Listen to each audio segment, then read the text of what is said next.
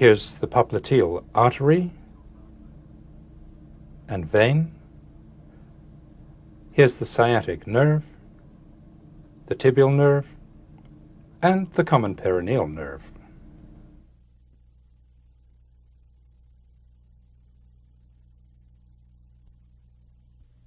That brings us to the end of this section on the knee. In the next section, we'll look at the leg, the ankle, and the joints of inversion and eversion of the foot.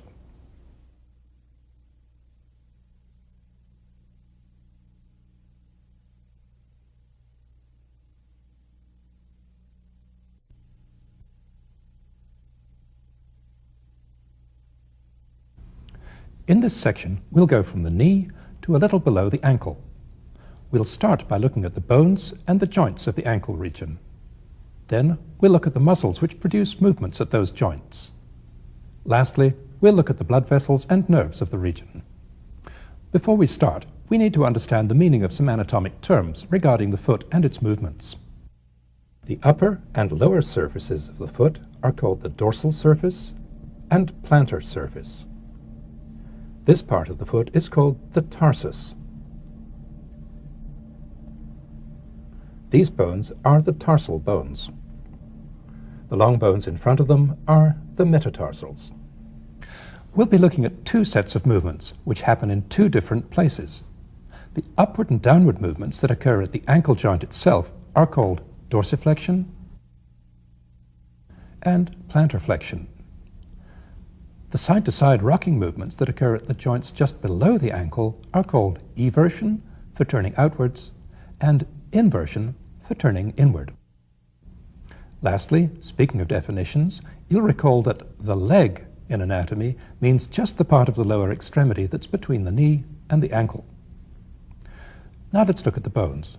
We'll start by taking a further look at the two long bones of the leg, the tibia and the fibula.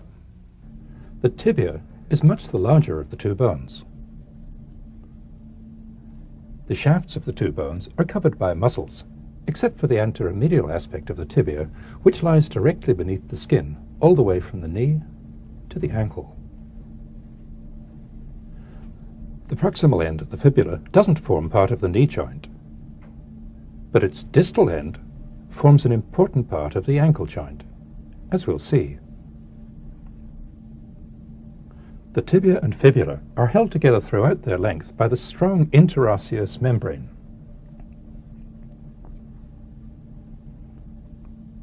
Above and below, they're attached at the two tibiofibular joints.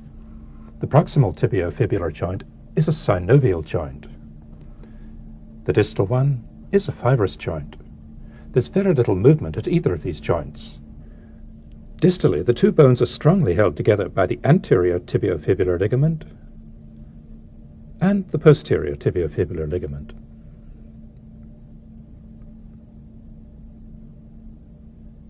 The projecting ends of the tibia and fibula, which stick out on either side of the ankle, are called the medial malleolus and the lateral malleolus.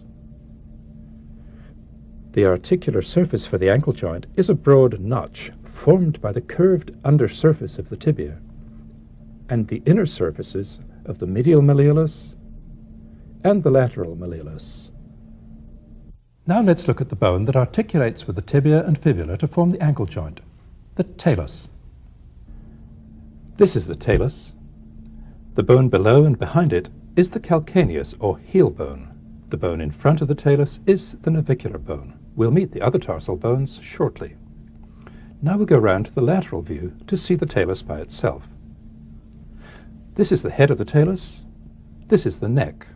The talus has three articular surfaces, one on the head and one on the underside for the two joints of inversion and eversion, and one on top for the ankle joint.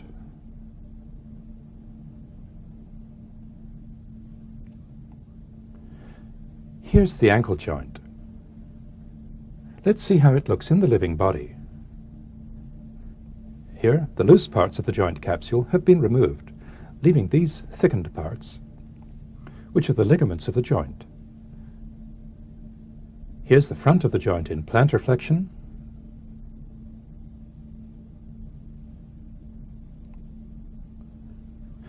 Here's the back of the joint in dorsiflexion. On the lateral side, the joint is held together by the posterior talofibular and anterior talofibular ligaments. On the medial side, it's held together by this massive ligament, the deltoid ligament, which attaches not only to a broad area on the talus, but also to the adjoining bones below and in front, as we'll see shortly. The ligaments of the ankle joint ensure that the talus can't rock from side to side, like this, or move backward or forward like this, relative to the tibia and fibula. Here's the ankle joint with its joint capsule intact and with the rest of the bones in place. The capsule of the ankle joint is loose on the front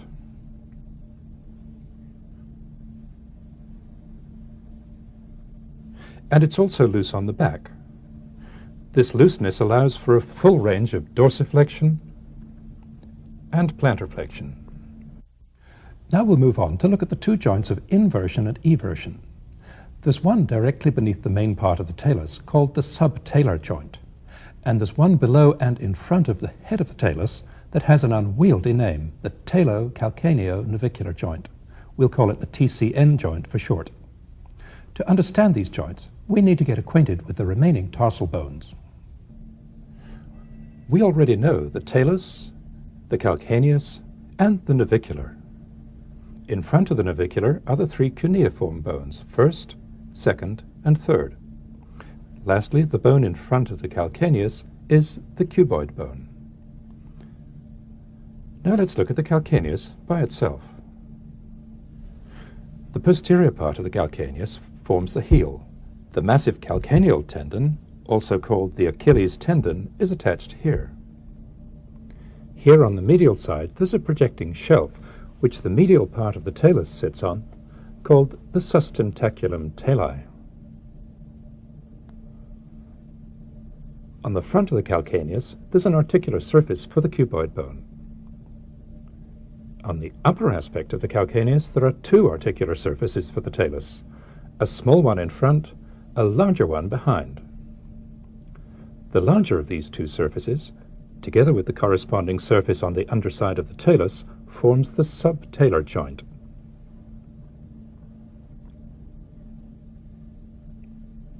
The head of the talus fits into a socket, which we'll see by taking the talus away. The socket is formed by this surface of the calcaneus, this surface of the navicular bone, and by a strong ligament here, which we'll see in a minute. These surfaces, together with the head of the talus, form the talo-calcaneo-navicular joint. Here's what these joint surfaces look like in the living body. The surface for the subtalar joint, and the two surfaces for the TCN joint. This structure in between, which forms part of the TCN joint, is the upper surface of the strong calcaneo-navicular ligament, also misleadingly called the spring ligament, which helps to hold up the head of the talus. It goes from here on the calcaneus to here on the navicular. The movement that happens at the subtalar and TCN joints is a rocking motion that takes place around an obliquely placed axis. This rod shows the position of the axis. It's oblique to the long axis of the foot, both in this plane and in this plane. Here's eversion, here's inversion, again eversion and inversion. Several strong ligaments hold the malleoli, the talus, the calcaneus, and the navicular bone together. On the medial side, which we'll see first, there's one extensive ligament to look at, the deltoid ligament. We've seen part of it already. Now here's the whole of the deltoid ligament. This is the part we saw before, going from the medial malleolus to the talus. In addition, parts of the deltoid ligament fan out below onto the sustentaculum tali of the calcaneus, and in front onto the navicular bone so that the deltoid ligament holds all four of these bones together. On the lateral side, there are two important ligaments. The calcaneofibular ligament, which goes from the lateral malleolus to the side of the calcaneus, and this strong ligament, the interosseous talocalcaneal ligament, which goes from here on the calcaneus to here on the talus. To see that ligament better, we'll remove the talus. The interosseous talocalcaneal ligament lies between the subtalar joint and the TCN joint. Now that we've seen the ankle joint and the joints of inversion and eversion, we'll look very briefly at the remaining joints of the tarsus. Between the navicular and its neighbors, the cuneiform bones and the cuboid bone, there's hardly any movement, but there is a small amount of rotation between the cuboid and the calcaneus, which lets the front part of the foot invert and evert a little, independently of the calcaneus. We'll see more of the bones and ligaments of the foot in the next section. For now, we've seen enough to understand how the joints of the ankle region move. Before we go on to look at the muscles that produce those movements, we need to take a look at some important pulley-like structures that are attached to the bones of the ankle region. These are called retinacula, the singular of which is retinaculum.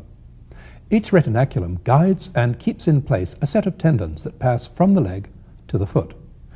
There's a retinaculum on the front of the ankle and one on each side of the ankle, behind and below each malleolus. Here on the front are the upper part and the lower part of the extensor retinaculum. These aren't isolated structures, they're localized thickenings of this layer of investing deep fascia, which we'll meet later.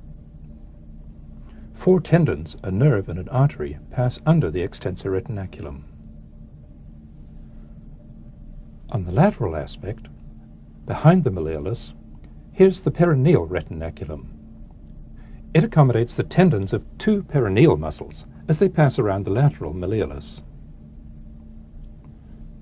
On the medial side, the flexor retinaculum fans out from the back of the medial malleolus. The space beneath the flexor retinaculum is divided into four separate tunnels. Three tendons and the posterior tibial vessels and nerve pass through these tunnels as they pass around the ankle and into the foot. Now let's review what we've seen of the bones, joints and pulleys of the ankle region. Then we'll move on to look at the muscles of the leg.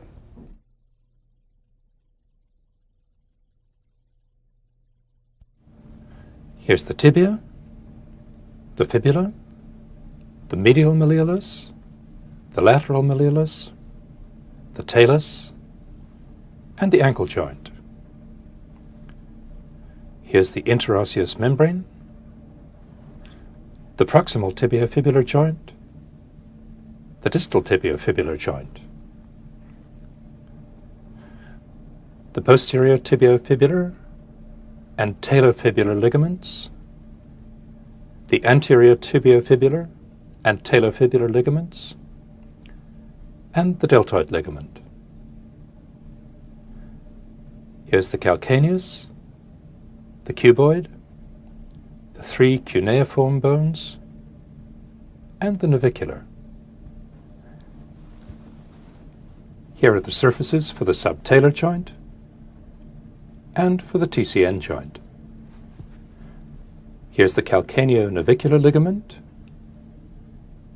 the calcaneo-fibular ligament, and the interosseous talocalcaneal ligament. Here's the extensor retinaculum, the peroneal retinaculum, and the flexor retinaculum.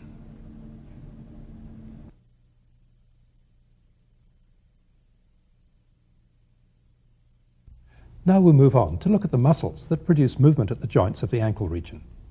In doing this, we'll meet most, but not all, of the muscles that are in the leg. There are four muscles that are in the leg, which we'll leave out of the picture till the next section. These are the long flexors and the long extensors of the toes. Along with the muscles, we'll meet the various layers of deep fascia which divide the muscles of the leg into rather distinct compartments. We'll start with the muscles that produce dorsiflexion and plantarflexion at the ankle joint. Next, we'll look at the fascial layers and compartments. Lastly, we'll look at the muscles of inversion and eversion. First then, the dorsiflexors and plantarflexors.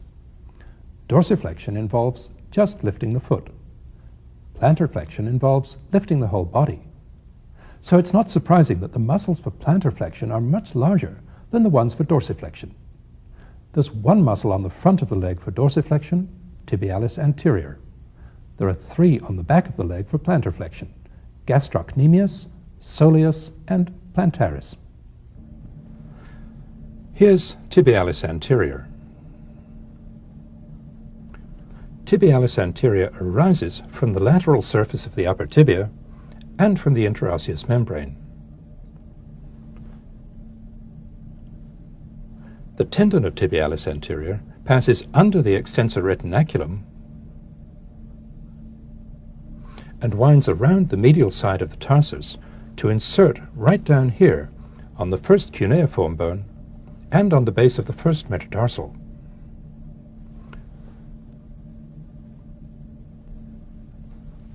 The main action of tibialis anterior is to produce dorsiflexion at the ankle. Dorsiflexion is not the only action of tibialis anterior. It also has a role in producing inversion, as we'll see shortly. What's more, tibialis anterior is not the only muscle that produces dorsiflexion. It's assisted in that by the long extensor muscles for the toes, which we'll see in the next section. We'll move on now to look at the muscles that produce plantarflexion. Two large muscles, gastrocnemius and soleus, and one small muscle, plantaris, join together to form the massive calcaneal tendon. Here's gastrocnemius. Here, deep to it, is soleus. Gastrocnemius has two heads, a medial and a lateral. These arise, as we've seen, from the medial and lateral condyles of the femur. The two heads of gastrocnemius unite, forming a flat tendon. The gastrocnemius tendon, in turn, unites with the tendon of soleus to form the calcaneal tendon. To look at soleus, we'll remove gastrocnemius. Here's the whole of soleus. Here's its medial border. Here's its lateral border. Here's the cut edge of the gastrocnemius tendon. Soleus arises from the medial edge of the tibia, from this oblique line on the back of the tibia, and from this area on the back of the fibula. Between the fibula and the tibial origins of soleus, there's an arch of fibrous tissue. The popliteal vessels and the tibial nerve pass beneath this arch. Here are their divided ends. For completeness, we'll add plantaris to the picture. Here it is. Plantaris arises here, on the lateral epicondyle of the femur. The long tendon of plantaris runs almost to the ankle before uniting with the calcaneal tendon. The calcaneal tendon is also known as the Achilles tendon, or simply the heel cord. It inserts into a broad area here, on the back of the calcaneus.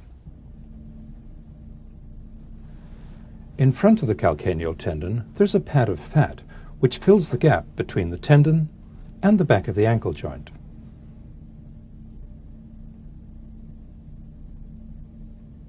The action of soleus, gastrocnemius, and plantaris is to produce plantarflexion at the ankle joint. Their action lifts us up off the ground when we stand on tiptoe. When balanced against gravity, the same action controls our rate of descent. In addition, these muscles provide an important part of the propulsive force in normal walking, in going uphill, in running, and in jumping. Before we move on to see the muscles that produce inversion and eversion, we need to digress for 2 minutes to look at the layer of deep fascia that surrounds all the muscles of the leg, and the 3 fibrous partitions, or septa, that divide the leg muscles into somewhat distinct compartments. This outer layer is the investing deep fascia.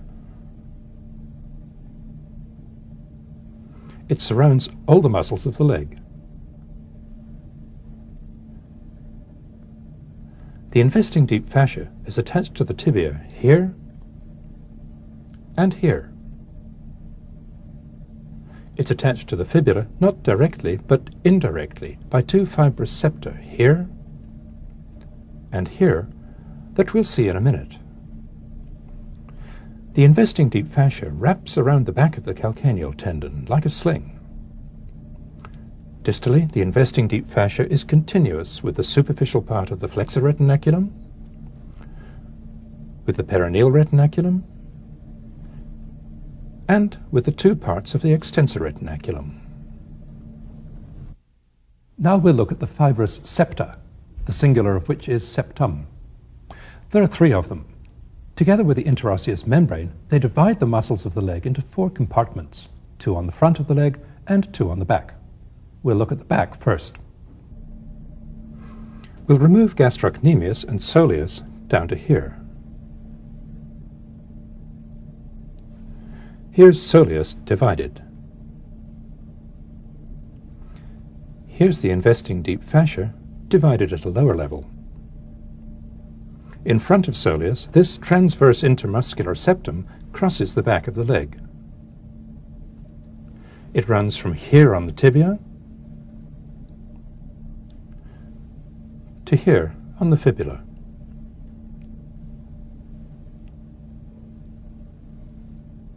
Three muscles that we haven't seen yet lie between the transverse septum and the bones.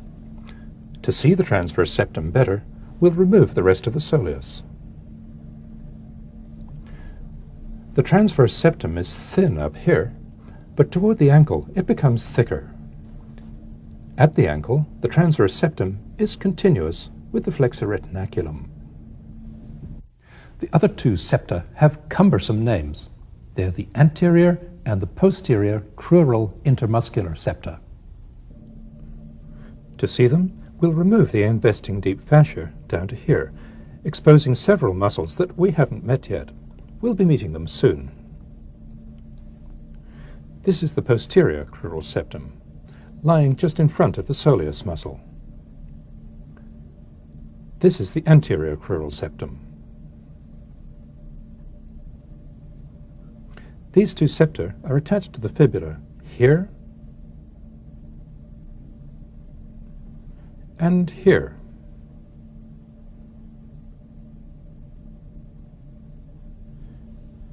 The anterior crural septum divides the muscles in front of and lateral to the 2 bones into an anterior compartment, which contains 4 muscles, including tibialis anterior, and a more laterally placed peroneal compartment, which contains 2 of the 3 peroneal muscles.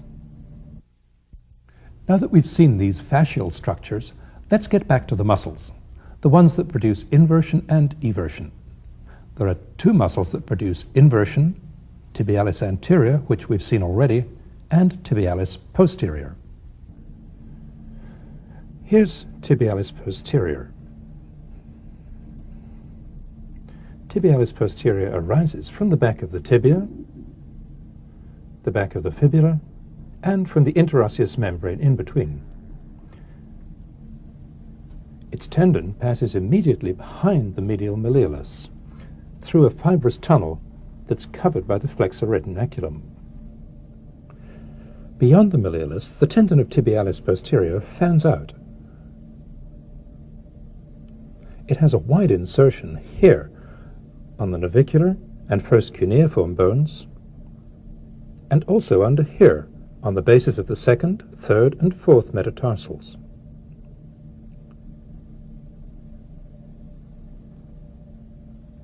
Here's the action of tibialis posterior. It inverts the foot. The other muscle that can act as a foot inverter is tibialis anterior, which inserts so close to tibialis posterior that it has almost the same line of action. We looked at tibialis anterior in its role as an ankle dorsiflexor earlier in this section. Now we'll move on to look at the three muscles that evert the ankle: peroneus longus, brevis, and tertius. Here's peroneus brevis. Peroneus brevis arises from here on the distal fibula. Lying on top of peroneus brevis is peroneus longus. Peroneus longus arises from here on the proximal fibula. Its origin extends up onto the head of the fibula with a gap here. The deep peroneal nerve passes under the upper end of peroneus longus here, as we'll see. The other muscle in the picture here is tibialis anterior.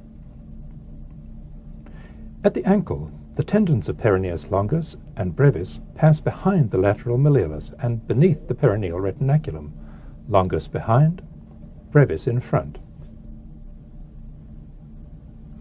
Peroneus brevis runs forward to insert here on the base of the fifth metatarsal. To see the remarkable course of the peroneus longus tendon, we have to remove the entire sole of the foot. Peroneus longus runs around the cuboid bone and along a deeply placed fibrous tunnel to insert right over here on the base of the first metatarsal.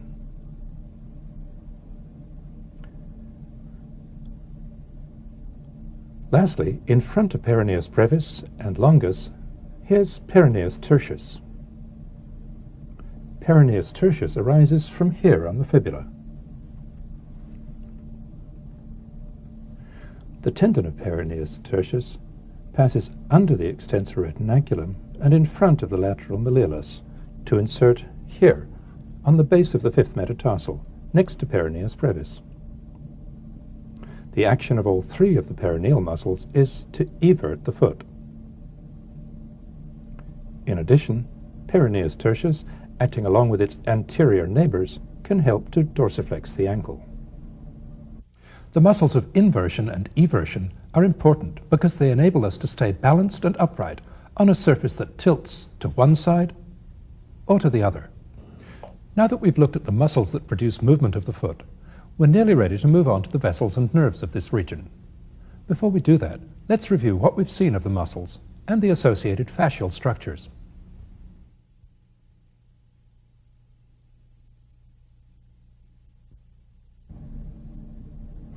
Here's the investing deep fascia. Here's the posterior crural intermuscular septum, the anterior crural intermuscular septum, and the transverse intermuscular septum. Here's tibialis anterior, gastrocnemius, soleus, and plantaris, and the calcaneal tendon. Here's tibialis posterior, peroneus longus, peroneus brevis, and peroneus tertius.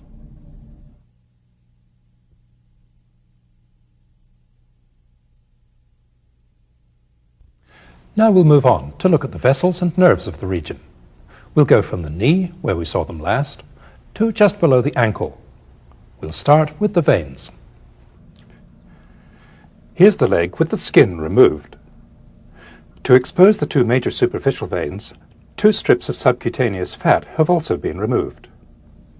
Here's the short saphenous vein on the back,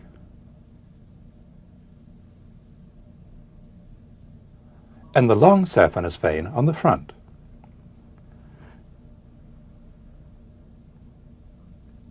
The long saphenous vein passes over the medial malleolus, which is here, and runs up the medial side of the leg. We've seen its more proximal course in the previous sections of this tape. The short saphenous vein runs up between the calcaneal tendon and the lateral malleolus. It goes up the back of the leg and passes through the deep fascia near the knee to join the popliteal vein. To see some of the superficial veins in more detail, we'll remove the subcutaneous fat from the back of the leg. The short saphenous vein, like the long saphenous vein, is joined by a number of superficial branches. The saphenous veins are also joined by several perforating veins like this one, which bring blood from the muscle compartments that lie deep to the investing deep fascia. In the last section, we saw the principal deep vein of the leg, the popliteal vein. Here it is again. With the tibial nerve behind it and the popliteal artery in front of it, it disappears between the two heads of gastrocnemius. In this section, we won't follow the deep veins any further, since their course is just the same as that of the corresponding arteries. We'll look at the arteries next. The three main arteries which supply the leg and ankle region are all branches of the popliteal artery. They're the anterior tibial, the posterior tibial, and the perineal. In the dissection that we'll see, all the veins have been removed to simplify the picture. Here's the popliteal artery, passing between the two heads of gastrocnemius. Its branches to gastrocnemius have been removed. To follow the popliteal artery, we'll remove gastrocnemius. The popliteal artery runs down the back of the popliteus muscle, then passes through the fibrous arch in the origin of soleus. We'll remove soleus. At the lower border of the popliteus muscle, the popliteal artery gives off this major branch, the anterior tibial artery, which runs forwards. We'll follow it in a minute. The popliteal artery then ends by dividing into the perineal artery and the posterior tibial artery. We'll follow the posterior tibial artery first. It runs down the back of the leg, just behind the deep posterior muscles. It's covered by the increasingly thick transverse intermuscular septum, which we'll remove. As it passes toward the medial side of the ankle, the posterior tibial artery lies just behind tibialis posterior. At the ankle, the artery passes through a tunnel beneath the flexor retinaculum, part of which has been removed here. Within its tunnel, the posterior tibial artery divides into the medial plantar and lateral plantar arteries, which we'll follow in the next section. Next, we'll look at the perineal artery. The perineal artery passes laterally and runs beneath a muscle that we'll be looking at in the next section, flexor hallucis longus. We'll remove it. The perineal artery runs down between the deep posterior muscles, close to the fibula, which is here. It gives off numerous branches to the surrounding muscles and ends behind the lateral malleolus. Lastly, we'll look at the anterior tibial artery. Here's where we saw the anterior tibial artery last, arising from the popliteal artery. It immediately passes forward through a gap in the interosseous membrane. We'll go round to the front to follow it. Here it is emerging. The anterior tibial artery runs down the leg on the interosseous membrane, just lateral to tibialis anterior. The long toe extensors, which have been removed in this dissection, lie lateral to the artery. At the ankle, the anterior tibial artery passes beneath the extensor retinaculum. Here's the artery emerging on the dorsum of the foot. Beyond this point, it's called the dorsalis pedis artery. We'll follow it further in the next section. Now we'll look at the nerves of this region, the tibial nerve and the common perineal nerve. We saw them last at the knee, the tibial nerve disappearing, along with the popliteal vessels, between the heads of gastrocnemius. The common perineal nerve disappearing underneath perineus longus. We'll look at the tibial nerve first. To follow it, we'll remove two muscles which it supplies, gastrocnemius and soleus.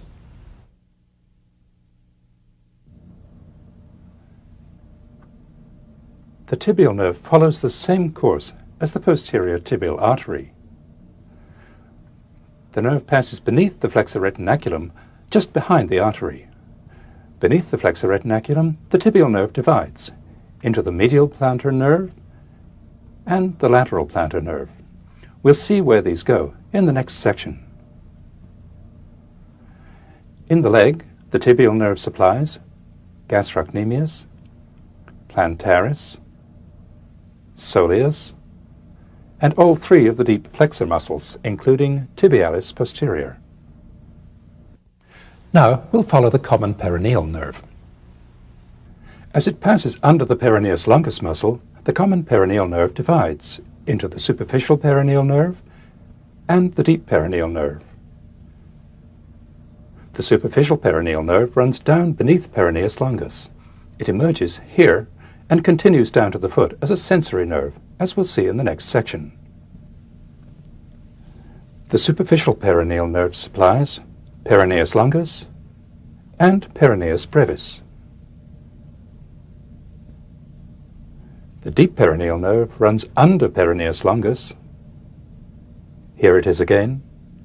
And then under this adjoining muscle, which is extensor digitorum longus. Here's the deep peroneal nerve emerging just medial to the anterior tibial vessels and medial to tibialis anterior. The deep peroneal nerve follows the same course as the anterior tibial vessels as it runs down the leg and under the extensor retinaculum.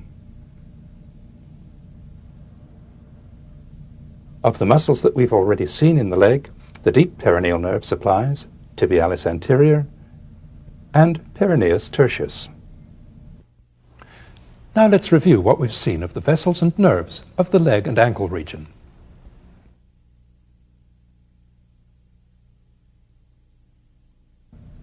Here's the long saphenous vein, the short saphenous vein, and the popliteal vein.